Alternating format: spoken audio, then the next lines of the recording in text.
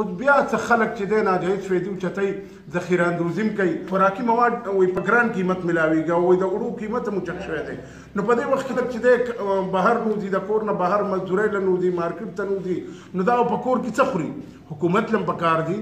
او دغه شان فلاحي ادارو له هم پکار دي چې دغه خلکو ته ریلیف پیکجونه ورکړي د دوی امداد هم وکړي. اعوذ بالله من الشیطان الرجیم بسم الله الرحمن الرحیم. زه دې وخت کې بخار پریس کلب کې ناست یم او زه وختي راغلم پر سړکونو او په چوکونو کې مې وکتل دلته ټیک ده دا خبره منو چې حکومت اعلان کړی چې اقدامات او احتیاطي تدابیر او تحفظ دپاره منصوبه بندي یوه خبره دا ده چې دلته غریبان چې څومره سرکاري ادارې دي دفتر دي پولیس والا دي څومره انتظامیه چې ده ډاکټران دي فلاحي ادارې موږ ورته ووایو هغه هم دي او خپل سرونه یې په تلي باندې ایښي دي او خپل ځان یې مرګ ته تړلی خو عجیبه خبره دا ده چې دې دپاره کوم وسایل پکار دي کوم څیزونه پکار دي هغه نشته دی. تاسو وګورئ سینیټایزر N95 او ماسکونه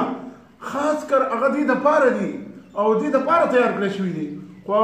غریبانانو دا انتظامیه چې څومره دا پولیس ادارې چې څومره دي هغه مچردانۍ ورکړي دي او نری کپړو باندې او دلته چې تاسو وګورئ په دې چوکونو کې خلک ولاړ دي عوام ولاړ دي نری کپړونه ماسکونه جوړ شوي دي او تاسو زما د لاسونو کې وګورئ دا خو ټیشو پیپر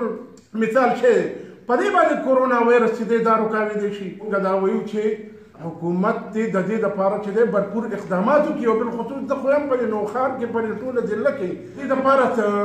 خاص اقدامات چې کوم پکار دي کوم وسایل پکار دي په بازارونو کې په کلو کې هغه نشته دی. بس زه خو دا یم چې څومره سرکاري ادارې دي انتظامیه ده او ډاکټران دي څومره خلک چې دي په دې خدمت خلک کې لګیا دي نو په دې نازک وخت کې په دې سخت وخت کې چې یو سړی مرګ ته ځان تړلی او سر په تلی باندې ښه نو کم از کم هغه ته خو یونیفارم ورکول پکار دي چې دې دپاره جوړ کړی شوی کم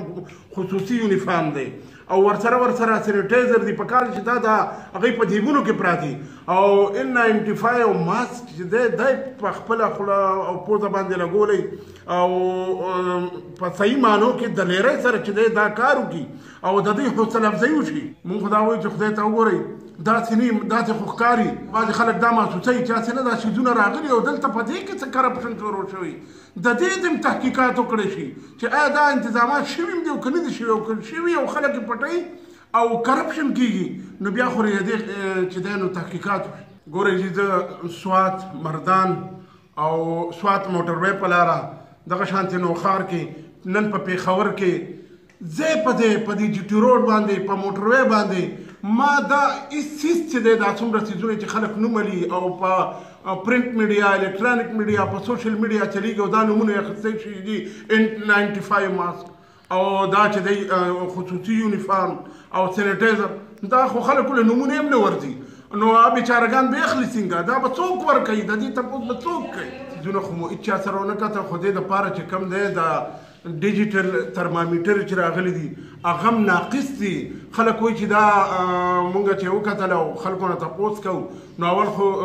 دا چا سره په نظر نه راځي او کوم چې راغلي دي ناقص دي او هغه چې دی بلکل هغې باندې معلومات او هغه د سره هغې باندې کار نه کېږي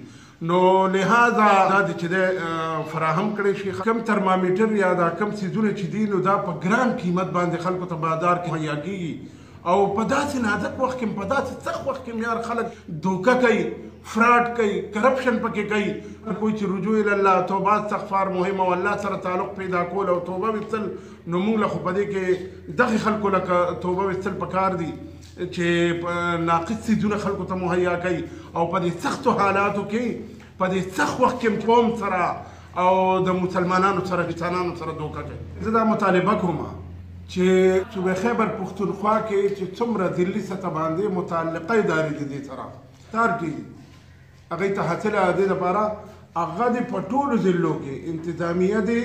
د ذخیره اندوزو خلاف او د ګران فروش خلاف مکمل اپریشن وکړي چې په دې سخت وخت کې د هغوی لار روکو کړي او عوامو ته ریلیف میلاو شي عوامو ته سهولیات مهیا شي او اسانیانې پیدا شي.